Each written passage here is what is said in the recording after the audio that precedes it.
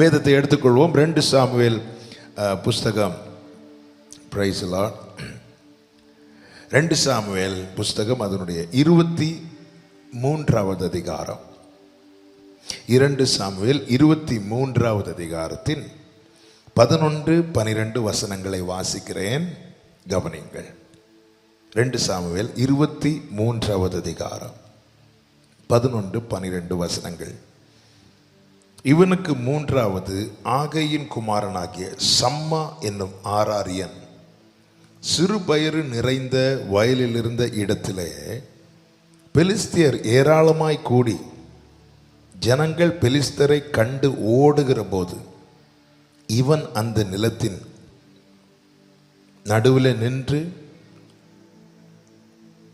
அதை காப்பாற்றி பெலிஸ்தரை மடங்கடித்து போட்டான். அதனால் கர்த்தர் பெரிய ரட்சிப்பை நடப்பித்தார். சிறுபயிர் நிறைந்த வயலிருந்த இடத்திலே பெலிஸ்தர் ஏராளமாய் கூடி ஜனங்கள் பெலிஸ்தரை கண்டு ஓடி போகிற போது இந்த சம்மா என்பவன் நிலத்தின் நடுவிலே நின்று அதை காப்பாற்றி பெலிஸ்தரை மடங்கடித்து போட்டான். அதனால் கர்த்தர் பெரிய ரட்சிப்பை நடப்பித்தார். இந்த சம்பவம் நமக்கு தெரியும். தாவீதின் கூட்டத்துக்கு விரோதமாய் பெலிஸ்தியர் படையெடுத்து வருகிறார்கள். அவர்களுடைய விளைச்சல்களை எல்லாம் அபகரிக்கும்படிக்கு, எல்லாம் தங்கள் வசப்படுத்தும்படிக்கு. அப்பொழுது பெலிஸ்தியரை மடங்கடிக்கும்படி தாவீதோடு 3 பராக்கிரமசாலிகள் இருந்தார்கள். அதில் 3வது நபர்தான் இந்த சம்மா. இந்த பெலிஸ்தியர் என்ன செய்கிறார்கள்? சிறுபயிறு நிறைந்த அந்த வயலில் அவங்க பெருங்கூட்டமாய் கூடுகிறார்கள். இங்கே பெலிஸ்தியருடைய நோக்கம் என்ன தெரியுமா? ஜனங்களை பயமுறுத்தி ஜனங்களை ஓட பண்ணணும். அதன் பிறகு அந்த நிலத்தை அல்லது அந்த ஆசீர்வாதத்தை, அந்த நன்மையை தங்கள் வசப்படுத்திக் கொள்ள வேண்டும். இதுதான் அவர்களுடைய நோக்கம், அவர்களுடைய எண்ணம். இதற்காக என்ன செய்கிறார்கள்? அவர்கள் தங்கள் வல்லமையை வெளிப்படுத்த, தங்களுடைய வல்லமையை காண்பிக்க, தாங்கள் சிறந்தவர்கள், தாங்கள் பெரியவர்கள், தாங்கள் பராக்கிரமசாலிகள் என்பதை வெளிப்படுத்தி ஜனங்களுக்கு பயம் உண்டாக்க அவர்கள் திரள் கூட்டமாய் கூடி நிற்கிறார்கள். இதை கண்டபோது இஸ்ரவேல் ஜனங்கள் எல்லாம் என்ன செய்கிறார்கள்? ஓட்டம் பிடிக்கிறார்கள். எல்லாரும் ஓடுனாங்க. ஆனா இந்த சம்மா என்பவன் அது நடுவில் நிற்கிறான். சம்மா என்கிற பராக்கிரமசாலி அது நடுவில் நிற்கிறான். ஹல்லேலூயா. அது நிமித்தம் என்ன உண்டானது? பெலிஸ்தியர் மடங்கடிக்கப்பட்டார்கள். காரணம், கர்த்தர் அங்கே பெரிய ரட்சிப்பை கட்டளையிட்டார். இந்த ராத்திரி வேளையில என்னை கேட்கிற அன்பு சகோதரா, சகோதரி, ஒரு பிரச்சனை வரும்போது, ஒரு பிரதிகூலம் வரும்போது எல்லாரும் ஓடுவது போல நீ அதற்கு விலகி ஓடும்படி அல்ல, கர்த்தர் உனக்கு ஒவ்வொரு நாளும் கிருபை தருவது. எல்லாரும் ஓடினாலும் ஓடட்டும், ஆனா நீ இந்த சம்மாவை மாதிரி அது நடுவில் நிற்கணும். அது நடுவில் நிற்கணும். காரணம், உன்னை கொண்டு அல்லது உன் மூலமாய் உன் குடும்பத்திலே, உன் சபையிலே, நீ இருக்கிற பட்டணத்திலே, நீ இருக்கிற தேசத்திலே கர்த்தர் பெரிய ரட்சிப்பை நடப்பிக்க விரும்புகிறார்.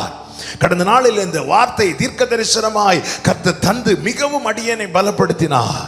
சபையில் இந்த வார்த்தையை குறித்து பேச வைத்தார்.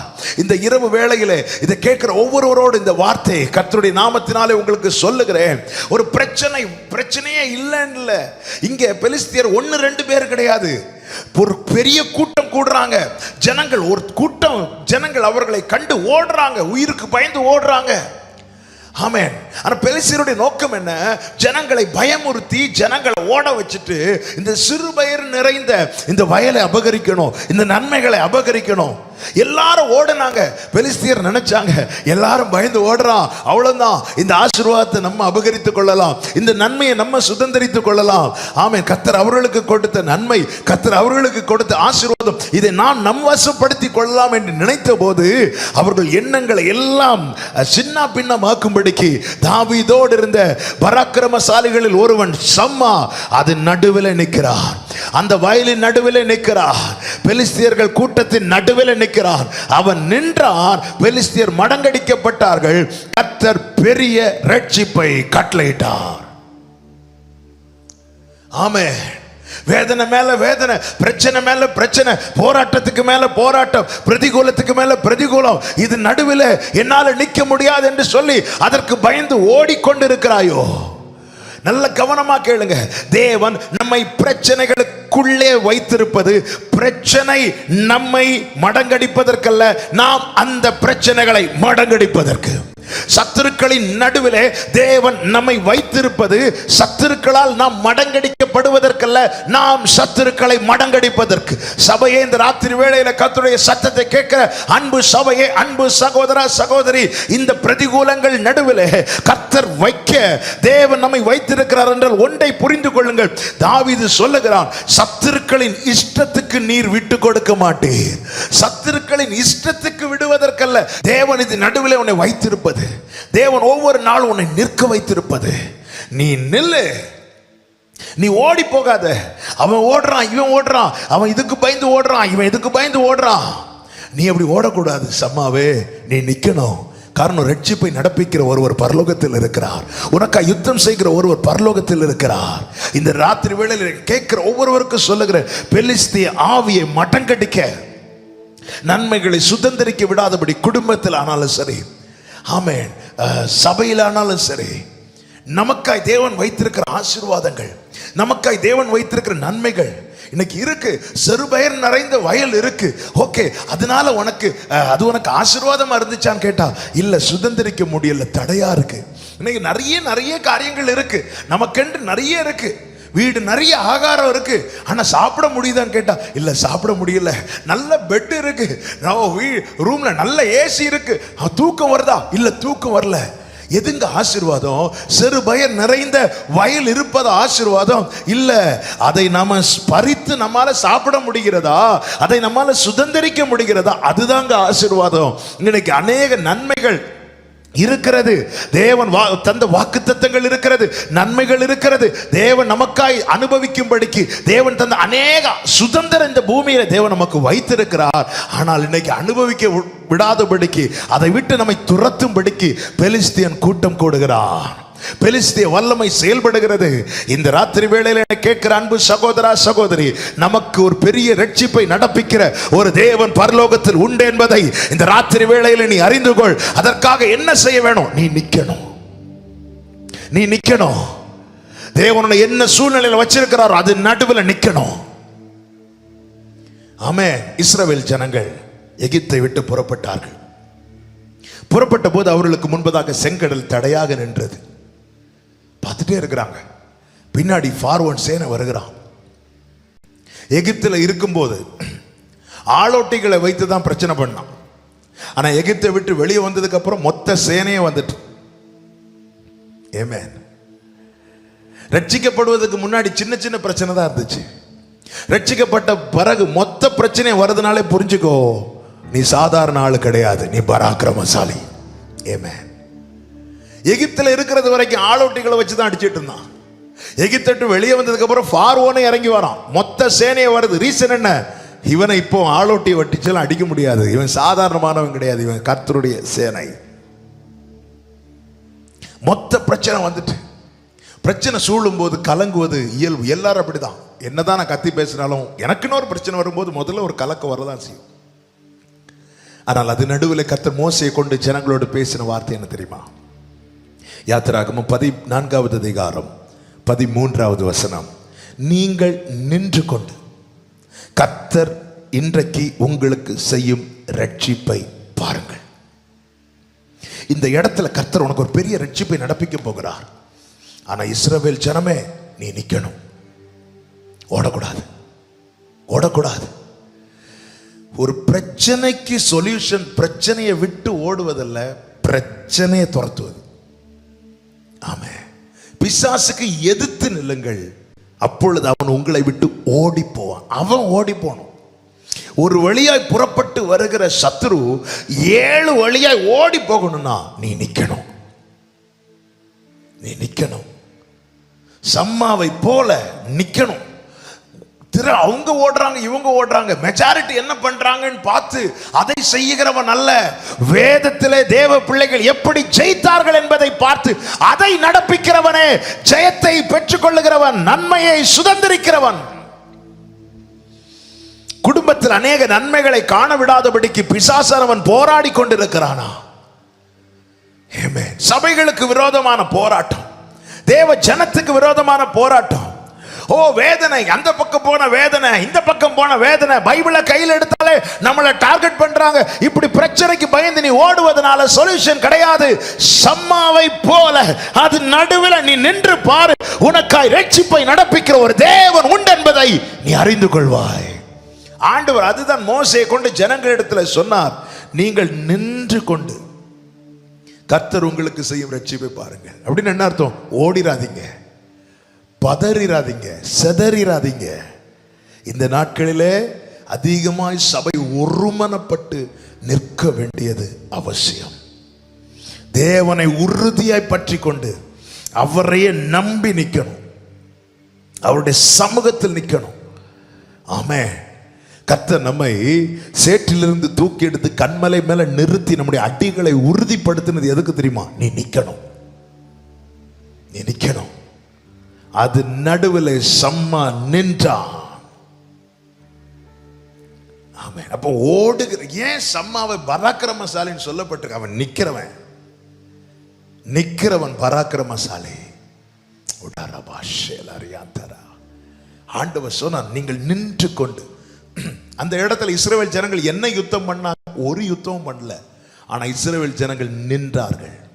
நிற்க வேண்டிய இடத்துல, நிற்க வேண்டிய நிலையில அவர்கள் நின்ற போது கர்த்தர் யுத்தம் பண்ண எழுந்தருளினார், கர்த்தர் கிரியை செய்ய எழுந்தருளினார். என கேட்கிற அன்பு சகோதரா, அன்பு சகோதரி, இந்த ராத்திரி வேளையில் இந்த வார்த்தை கேட்கும்படி கர்த்தர் உனக்கு கிருபை செய்ய காரணம் என்ன தெரியுமா? ஆண்டவர் சொல்லுகிறார், இந்த குடும்பத்தில் கர்த்தர் உன்னை வைத்திருப்பதின் நோக்கத்தை நீ அறிந்து கொள். இந்த தேசத்தில் தேவன் உன்னை வைத்திருப்பதின் நோக்கத்தை நீ அறிந்து கொள். இந்த பட்டணத்தில் கர்த்தர் உன்னை வைத்திருப்பதின் நோக்கத்தை அறிந்து கொள். எல்லாரும் ஓடுவது போல, எல்லாரும் ஓடுவது போல நீ ஓடக்கூடாது, நீ நிக்கணும், நீ நிக்கணும். ஆண்டவர் சொல்றார், நீங்கள் நின்று கொண்டு கர்த்தர் உங்களுக்கு செய்யும் ரட்சிப்பை பாருங்கள். அப்போ எல்லாம் செய்கிறது யாரு? கர்த்தர். ஒன்றை புரிந்து கொள்ளுங்கள், நமக்கு யுத்தம் மாம்சத்தோடும் இரத்தத்தோடும் அல்ல. இங்கே பெலிஸ்தியன் என்று சொல்லும் போது அந்த பெலிஸ்தியனை செயல்பட வைக்கிற, இப்படிப்பட்ட காரியங்களை செய்விக்கிற அந்த அந்தகார வல்லமைக்கு அகைன்ஸ்டா தான் நம்ம ஃபைட் பண்ணணும். நிறையரை பிசாசானவன் ஏஜெண்டா கையில் எடுப்பான். பாருங்கள், இயேசுவை காட்டி கொடுப்பதற்கு இயேசுவோடு இருந்த யூதாசையை கையில் எடுத்துட்டான். இயேசு, வேதம் என்ன சொல்கிறது? சாத்தான் யூதாசுக்குள் புகுந்தான், உடனே அவன் எழும்பி போறான் இயேசுக்கு அகைன்ஸ்டா செயல்பட. அப்போ நம்ம நம்ம நம்ம மாம்சீகமா நமக்கு அகைன்ஸ்டா ஒருத்தங்க பேசுறாங்க, எடுக்கிறாங்கன்றது அவங்கள நம்ம பகைக்க கூடாது. அப்படி பகைக்க ஆரம்பிச்சிட்டோம்னா அவங்களுக்கு நம்ம சரியா ஃபைட் பண்ணலன்னு அர்த்தம். இன்னைக்கு நம்ம பண்ற பெரிய தப்பே தான், ஒருத்தங்க அகைன்ஸ்டா எழும்பிட்டாங்க அப்படின்னா நம்ம மாம்சீகமா அவங்களுக்கு அகைன்ஸ்டா பேசுறது, ஃபைட் பண்றது. ஜெபிக்கிறது, நல்லா ஜெபம் பண்ணுவோம், நைட்டு ஃபுல்லா ஜெபம் பண்ணுவோம், பகல்ல ஜெபம் பண்ணுவோம், பல மணி நேரம் ஜெபம் பண்ணுவோம். ஆனா என்னன்னா மாம்சீகமாவே அவங்கள பகைப்போம், அவங்களுக்கு அகைன்ஸ்டா பேசுறது இல்லை. நமக்கு யுத்தம் மாம்சத்தோடும் இரத்தத்தோடும் அல்லவென்று வேதம் எழுதி கொடுக்கப்பட்டிருக்கிறது. அப்ப நம்ம என்ன பண்ணணும்? நம்ம யுத்தம் பண்ணணும். யாரோடு? அவர்களை ஏஜென்ட்டுகளாய் மாற்றி செயல்படுகிற அந்த அந்தகார வல்லமையோடு யுத்தம் பண்ணணும். ஒரு வாலிபனை லேகியோன் பிடித்திருந்தது அல்லவா? தேவன் வந்து அந்த லேகியோனுக்கு அல்லவா கட்டளையிட்டார், லேகியோன் அல்லவா யுத்தம் பண்ணினார். அதே போல இந்த நாட்களில் இந்த பெலிஸ்திய வல்லமை நன்மைகளை சுதந்திரிக்க விடாதபடிக்கு செயல்படுகிற அந்தகார வல்லமைகள், இந்த பெலிஸ்திய வல்லமைக்கு அகைன்ஸ்டா யுத்தம் பண்ண ஆண்டவர் சம்மாவை போல அது நடுவில் நிற்கிற ஆட்களை தேடுகிறார். ஓடுகிறவர்களை அல்ல, நிற்கிறவனை கொண்டு கர்த்தர் ரட்சிப்பை நடப்பிப்பார். ரட்சிப்பை நடப்பிக்கிறவர் கர்த்தர், ஆனா சபை நிற்கணும். நீங்கள் நின்று கொண்டு கர்த்தர் உங்களுக்கு செய்யும் ரட்சிப்பை பாருங்கள். நீங்கள் நின்று கொண்டு நிற்கணும், இந்த நாட்களில் நிற்கணும். யோசபாத்துக்கு அகைன்ஸ்டா ஒரு திரள் கூட்டம், நிறைய பேர் சேர்ந்து வராங்க, மொத்தமா வராங்க. யோசபாத்து பயந்தான் என்று சொல்லப்பட்டிருக்கிறது 2 நாளாகமம் 20வது அதிகாரத்தில். அப்பொழுது யோசபாத்து ஆண்டவர் சமூகத்தில் நின்று கேட்கிறான், 2 நாளாகமம் 20:13 பாருங்க. 2 நாளாகமம் 20வது அதிகாரம் 13வது வசனத்துல ஒரு வார்த்தை சொல்லுவார் பாருங்க. 12வது வசனம், எங்கள் தேவனே, அவர்களை நீர் நியாயம் தீர்க்க மாட்டீரோ? எங்களுக்கு விரோதமாய் வந்த இந்த ஏராளமான கூட்டத்திற்கு முன்பாக நிற்க எங்களுக்கு பலன் இல்லை. யோசபாத் வாயிலிருந்து இந்த வார்த்தை என்ன தெரியுமா? எங்களுக்கு நிற்க பலன் இல்லை, நிற்க பலன் இல்லை, என்னால நிற்க முடியல. உடனே கர்த்தர் தீர்க்கதரிசியை கொண்டு பேசுறார் பாருங்க. எகாசியல் மேல கர்த்தருடைய ஆவியானவர் இறங்குகிறார். அவனை கொண்டு கர்த்தர் பேசுகிறார். என்ன பேசுகிறார் பாருங்கள். ஆமென். 17வது வசனத்தை பாருங்க. இந்த யுத்தத்தை பண்ணுகிறவர் நீங்கள் அல்ல, இதோ யூதா மனுஷரே, எருசலேம் ஜனங்களே, நீங்கள் தரித்து நின்று கர்த்தர் உங்களுக்கு செய்யும் ரட்சிப்பை பாருங்கள். யோசபாத் என்ன சொல்றாரு? நிற்க பலன் இல்லை. கர்த்தர் என்ன சொல்லுகிறார்? நீ நின்றுதான் ஆகணும், நீ தரித்து நின்று. அப்போ இந்த நாட்களிலே எதற்காக இந்த வார்த்தை நம்மை நோக்கி வருகிறது என்றால், தேவன் பெரிய ரட்சிப்பை நடப்பிக்க விரும்புகிறார். ஆனா சபையின் இடத்துல தேவன் எதிர்பார்க்கிறது நிக்கணும், நிக்கணும். எதற்காக நிக்கணும்? இந்த பெலிஸ்தீரின் வல்லமை குடும்பங்களை மேற்கொள்ளாதிருக்க, சபைகளை மேற்கொள்ளாதிருக்க, தேசத்தை மேற்கொள்ளாதிருக்க, நன்மைகளை அபகரிக்கும்படிக்கு துடிக்கிற திரள் கூட்டம் கூடுகிற இந்த பெலிஸ்திய வல்லமையை மடங்கடிக்க, முறியடிக்க கர்த்தர் சபையின் இடத்துல கேட்கிறது நீ நிக்கணும், அது நடுவுல நிக்கணும்.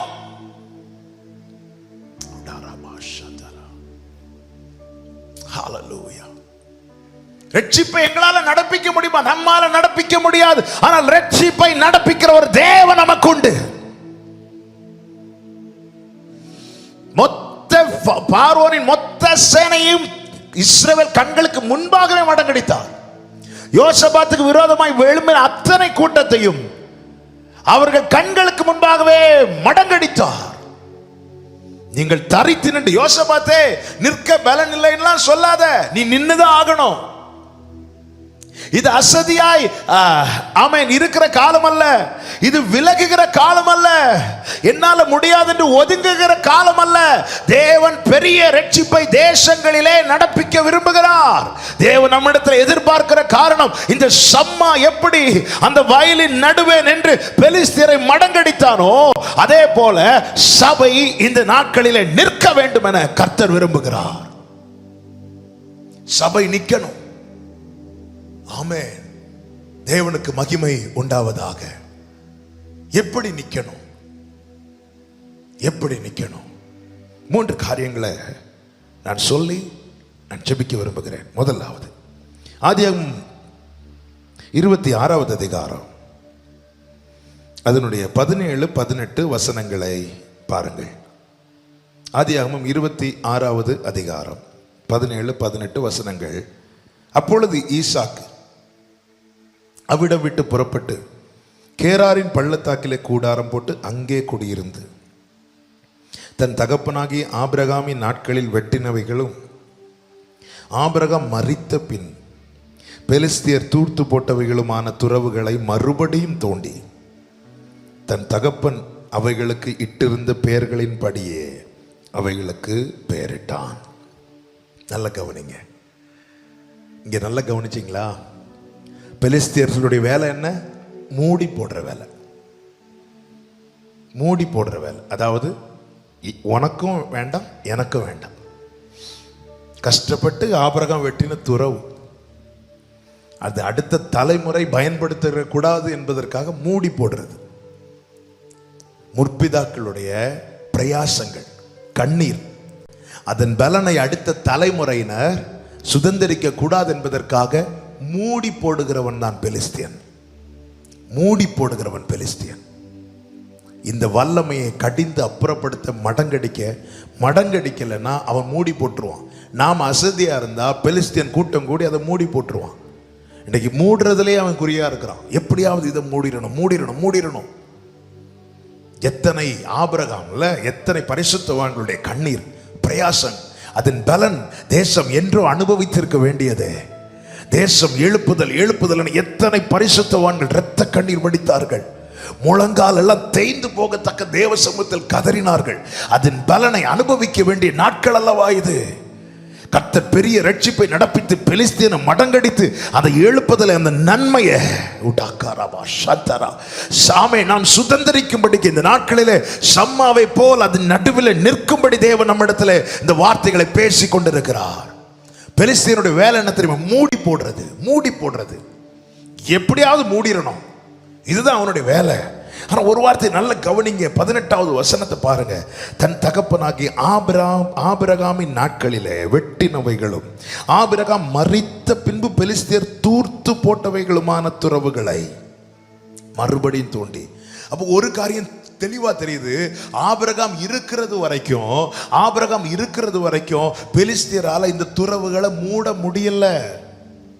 நல்ல கவனிக்கணும், நான் சொல்லுகிற வார்த்தைகள் ஆவிக்குரிய கண்ணோட்டத்தோடு பேசி கொண்டிருக்கிறேன். ஆபிரகாம் வெட்டினான், ஆபிரகாம் தொடங்கினான், ஆபிரகாம் ஆரம்பித்தான். ஆனால் ஆபிரகாம் இருக்கிறது வரைக்கும் பெலிஸ்தீனுக்கு கை வைக்க முடியல. அப்ப பெலிஸ்தீனுடைய எண்ணெல்லாம் எப்படி இருந்துச்சு தெரியுமா? எப்படா ஆபிரகாம் மரிப்பான், எப்போ ஆபிரகாம் மரிப்பான், அவன் இருக்கிறது வரைக்கும், அவனுடைய ஜெபம் இருக்கிறது வரைக்கும், ஆபிரகாமுடைய ஜெபம் இருக்கிறது வரைக்கும், ஆபிரகாமுடைய பரிசுத்த வாழ்க்கை இருக்கிறது வரைக்கும், ஆபிரகாமுடைய கர்த்தருக்கான வைராக்கியம், கர்த்தர் மேல இருக்கிற விசுவாசம் இருக்கிறது வரைக்கும் இந்த துறவு மேல கை வைக்க முடியாது. அதனால் அவர்களுடைய எண்ணமெல்லாம் எப்படிப்பட்டதா இருந்திருக்கும்?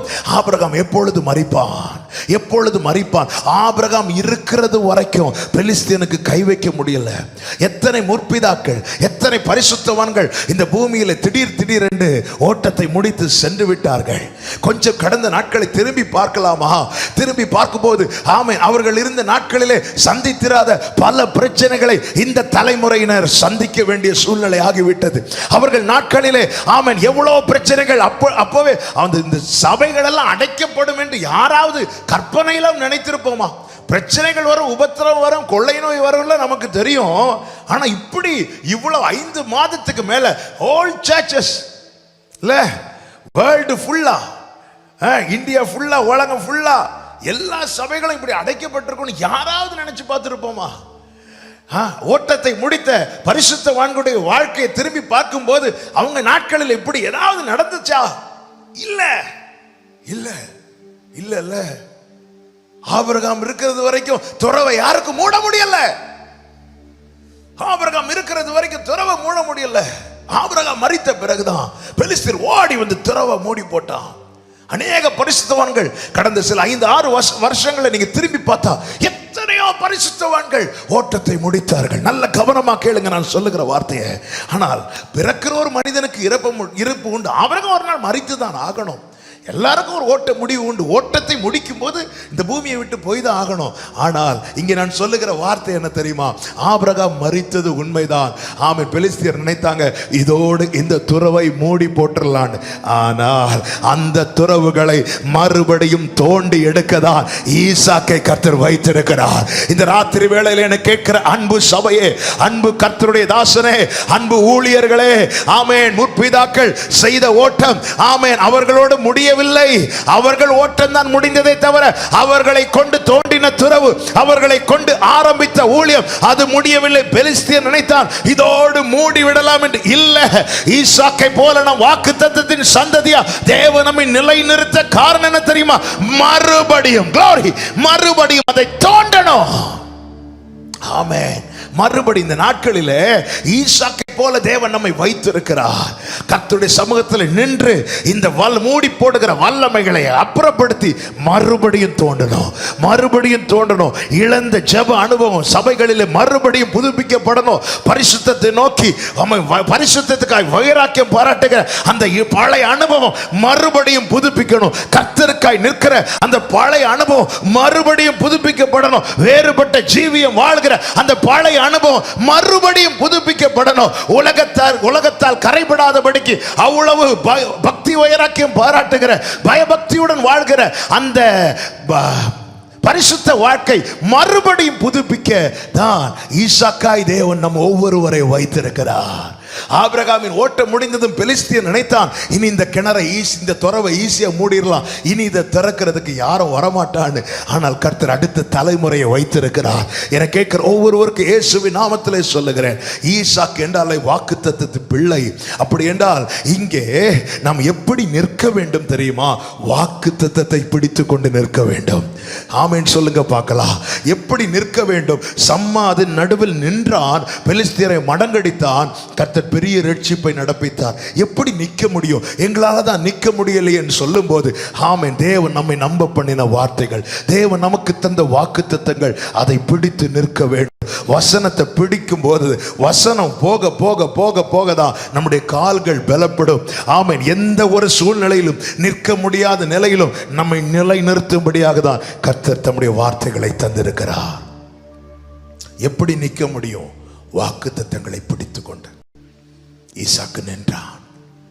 ஆரம்பத்தில் பிரச்சனை பண்ணவங்க அதன் பிறகு என்ன சொன்னாங்க தெரியுமா? உம்மோட கூட கர்த்தர் இருக்கிறார் என்று சொல்லி வந்து ஒப்புரவாயிட்டு போயிட்டான். வாக்குத்தத்தத்தை பிடிச்சு நிக்கணும்.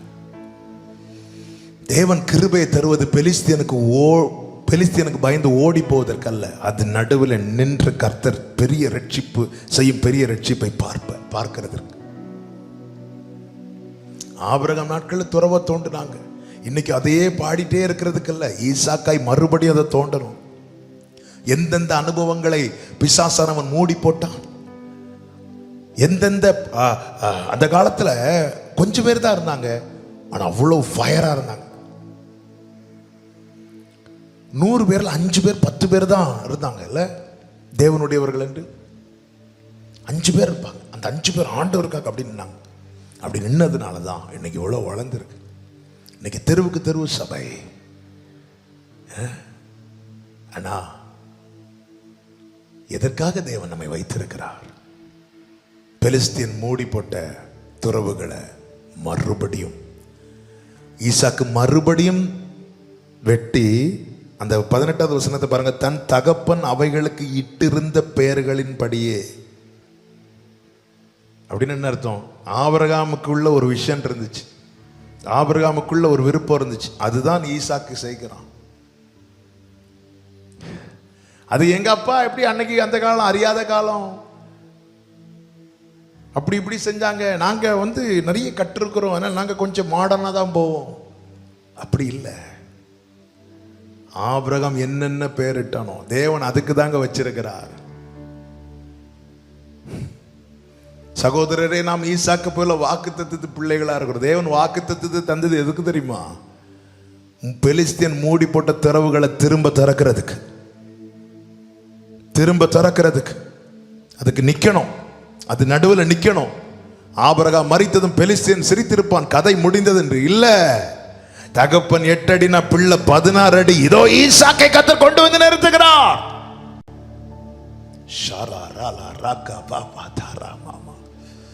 இயேசுவின் நாமத்தில் நான் இந்த வார்த்தைகளை சொல்லும் போது, தகப்பனே, அந்த ஆதி அனுபவம், அந்த கர்த்தருக்கு பரிசுத்தம் என்கிற அந்த வைராக்கியம், இதெல்லாம் இன்னைக்கு மூடி போட்டு விட்டான். பெலிஸ்தீன் மூடி போட்டு விட்டான். மறுபடியும் தோண்டுகிற ஈசாக்குகள். ஆமென். இது அசதியா இருக்கிற காலம் அல்ல. தேவ சமூகத்தில் நின்று ஜனத்துக்கு பெரிய ரட்சிப்பை பெற்றுக் கொடுக்கிற காலம் இது. வாக்குத்தத்தத்தை பிடித்துக் கொண்டு ஈசாக்கு நின்றான். மறுபடியும் தோண்டி எடுக்கப்பட்டது. இழந்த, நஷ்டப்பட்ட, மூடி போடப்பட்ட அந்த ஆதி அப்போஸ்தல நாட்களில் உண்டான அந்த அனுபவம் மறுபடியும் திறக்கப்பட போகிறது. ஆமென் சொல்லுங்க பார்க்கலாம். ஆண்டவரே, அப்படி என்னை மாற்றுங்கப்பா. மறுபடியும் glory. எல்லாரும் ஓடுறது மாதிரி ஓடுறதுக்கு இல்ல கர்த்தர் உங்களை அழைத்தது.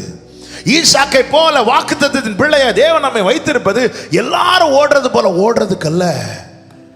ஆபிரகாம் என்னென்ன பெயர் வைத்து துறவை தோண்டினானோ அதெல்லாம் மறுபடியும் புதுப்பித்து அதே பெயர்ல, அதே மெத்தட்ல, ஆமென், அதே மெத்தட்ல. ஓ glory. வாக்குத்தத்தத்தை பிடித்துக் கொண்டு நின்றான். இரண்டாவதாக எதை பிடிச்சு நிக்கணும் தெரியுமா?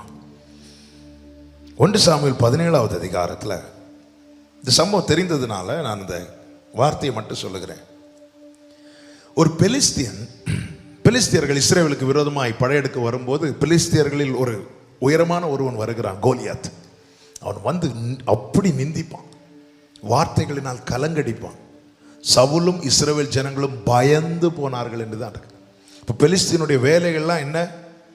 ஒன்று அபகரிக்க துடிப்பான், அடுத்து மூடி போடுறதுக்கு பார்ப்பான், அப்புறமா பயமுறுத்துவான். அதாவது நம்ம பயப்பட ஆரம்பிச்சிட்டோம்னாலே நம்முடைய இருதயம் சோர்ந்து போக ஆரம்பிச்சிடும், நம்முடைய வேகம் குறைஞ்சிடும், நம்முடைய லெக்கு திசை திருப்பப்படும். ஆமாம், இதுதான் பிசாசனுடைய தந்திரம். இவன் எப்படியா பயமுறுத்தி இவன் ஓட வச்சிடணும். இப்படி இஸ்ரவேல் ஜனங்கள் ஒவ்வொரு நாளும் அவன் வந்து நிற்பான், ஜனங்கள் பயந்து பின்வாங்குவாங்க. அப்பொழுதுதான் தாவீது வருவான். தாவீது வந்து முன்னாடி வந்து நிற்பான், அந்த பெலிஸ்தீனுக்கு சமீபமாக போவான்.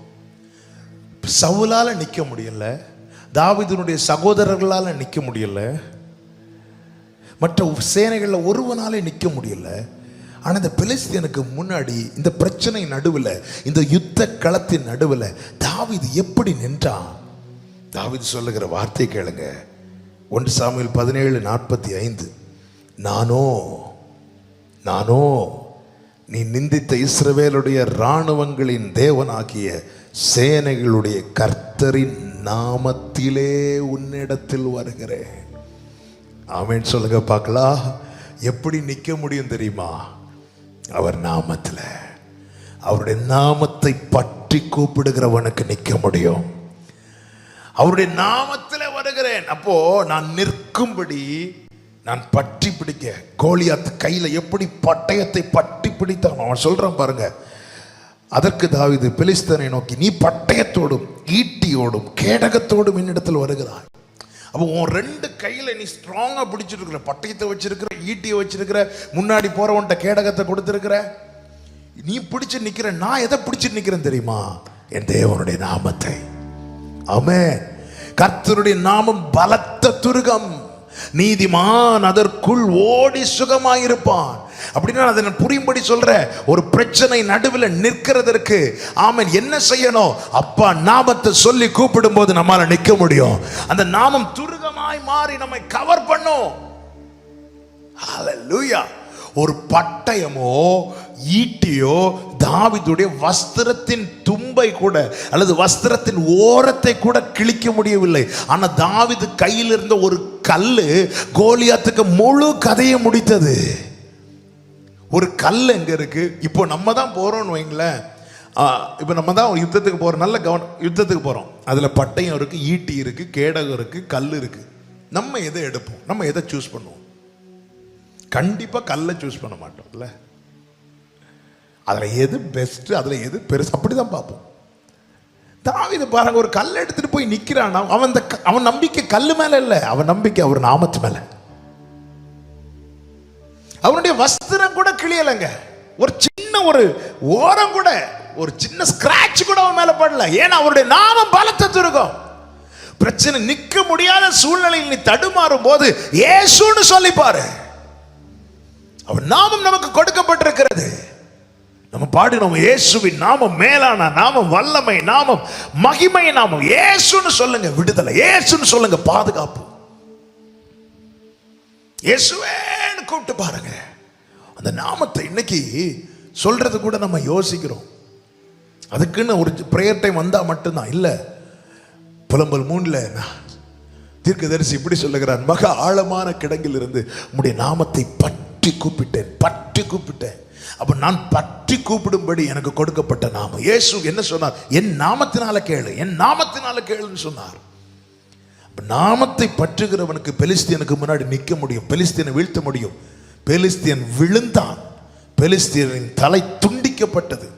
சமாதானத்தின் தேவன் தாமே சீக்கிரமாய் உங்கள் கால்களின் கீழே சாத்தானின் தலையை நசுக்குவாராக. அதுக்கு நாம என்ன செய்யணும்? நிக்கணும். எப்படி நிக்கணும்? நாமத்தை சொல்லி, இயேசுவின் நாமமே, இயேசுவின் நாமமே, ஆமென், மேலான நாமமே, வல்லமையின் நாமமே, மகிமையின் நாமமே. வாக்குத்தத்தத்தை சொல்லி நிக்கணும், வாக்குத்தத்தத்தை பிடித்து கொண்டு நிக்கணும். அடுத்து நாமத்தை பற்றி கொண்டு நிக்கணும். 3வது, கர்த்தருக்கு மகிமை உண்டாவதாக. 1 நாளாகமம் அதனுடைய 14வது அதிகாரம் பிரைஸ் காட். அதில் 10 முதல் நீங்கள் பார்த்தீர்களானால் தெரியும், 9 முதல் பார்த்தாலே தெரியும். பெலிஸ்தியர் தாவீதுக்கு விரோதமாக எழும்பும்போது 10வது வசனம், தாவீது கர்த்தரை கேட்கிறான், நான் போகலாமா அப்படின்னு கேட்கிறான். கர்த்தர் சொல்கிற, போ, உன் கையில் ஒப்பு கொடுப்பேன்னு சொல்றார். தாவீது போகிறான். அதே போல அவர்கள் தண்ணீர் உடைந்து ஓடுகிறது போல, 11வது வசனம், தண்ணீர் உடைந்து ஓடுகிறது போல பெலிஸ்தியரை உடைந்தோட பண்ணுகிறார். 13வது வசனத்தை பாருங்க. பெலிஸ்தியர் மறுபடியும் வந்து அந்த பள்ளத்தாக்கில் இறங்கினார்கள். அப்போ இந்த பெலிஸ்தியனுடைய வேலை என்ன அப்படின்னா, அவன் மடங்கடிக்கப்படும் வரைக்கும் அல்லது கர்த்தரால் அவனுக்கு பயங்கரம் உண்டாகும் வரைக்கும் அவன் மறுபடியும் மறுபடியும் மறுபடியும் வரும். இன்னைக்கு துரத்தி விட்டாச்சு, அப்பா முடிஞ்சது இல்லை, அவன் திருப்பியும் வரும். எங்க கேப் இருக்கு அப்படின்னு தான் வரும். இயேசு கிறிஸ்து கூட அப்படிதானே சொல்லுவார். ஒருவனுக்குள்ள இருந்து ஒரு பிசாசு துரத்தி விடும் போது அது அலைந்து திரும்பி வரும்போது அவனுடைய இடம், அவனுடைய இருதயம், அவனுடைய வாழ்க்கை வெறுமையா இருக்குமானால் அந்த பிசாசு போய் இன்னும் 7 பேரை கூட்டிட்டு வருமா. லூக்கா 4வது அதிகாரத்தில் இயேசுவை சோதிக்கும்படி பிசாசானவன் வந்தான்.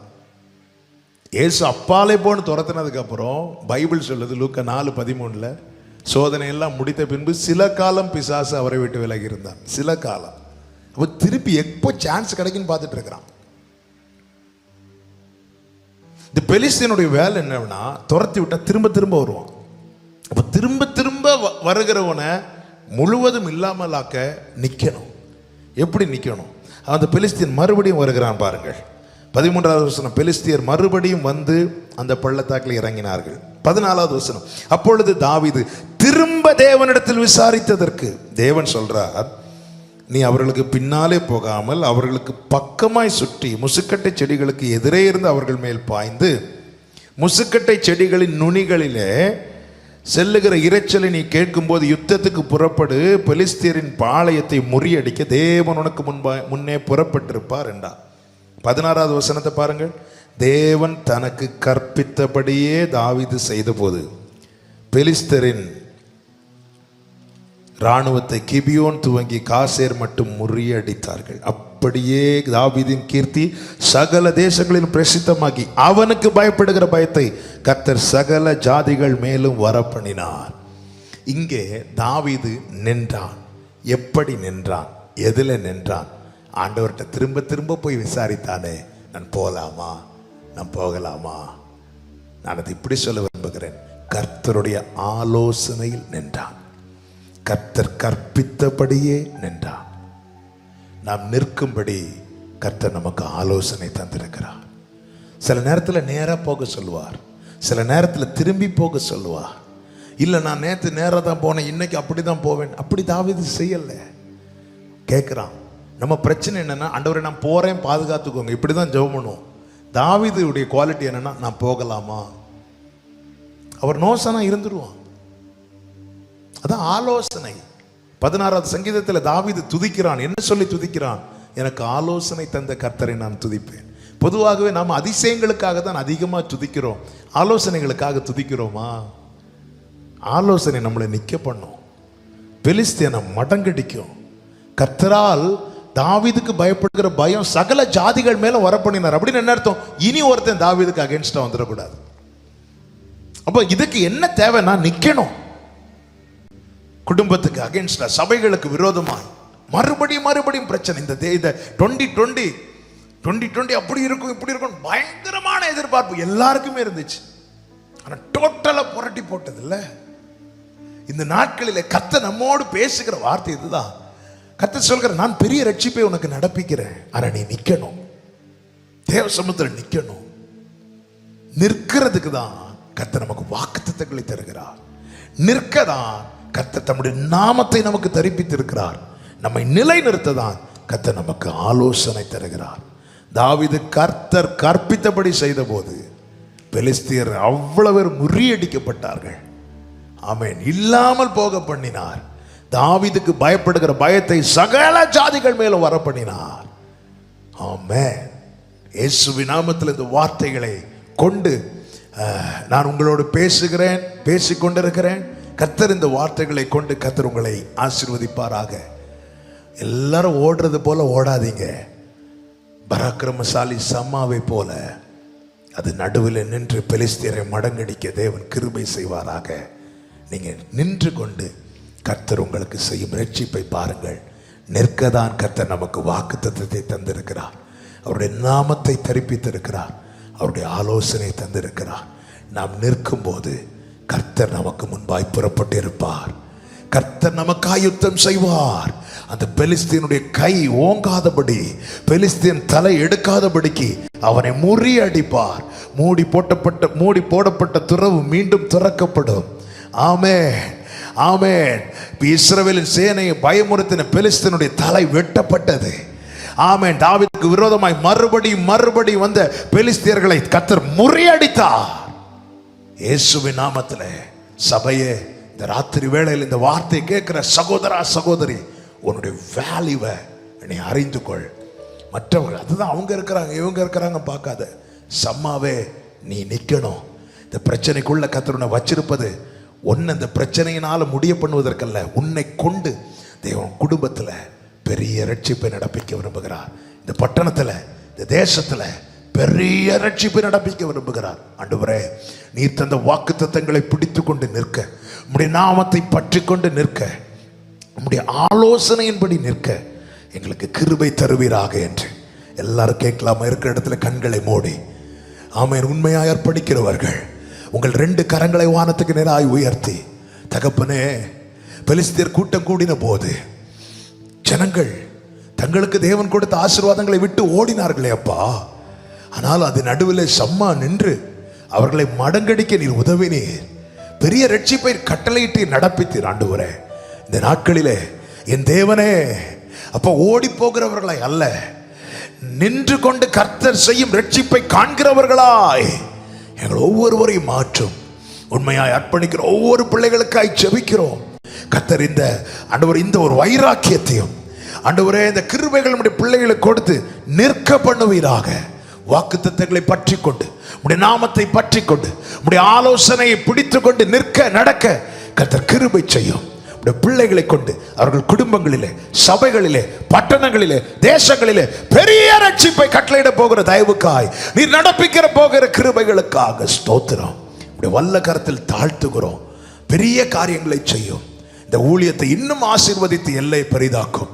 எல்லா கன மகிமை துதி ஸ்தோத்திரங்களும் ஒருவருக்கே செலுத்துகிறோம். மீட்பர் இயேசு கிறிஸ்துவின் நாமத்தில் பிதாவே, ஆமென், ஆமென். God bless you. கர்த்தர் உங்களை ஆசீர்வதிப்பாராக. ஆமென்.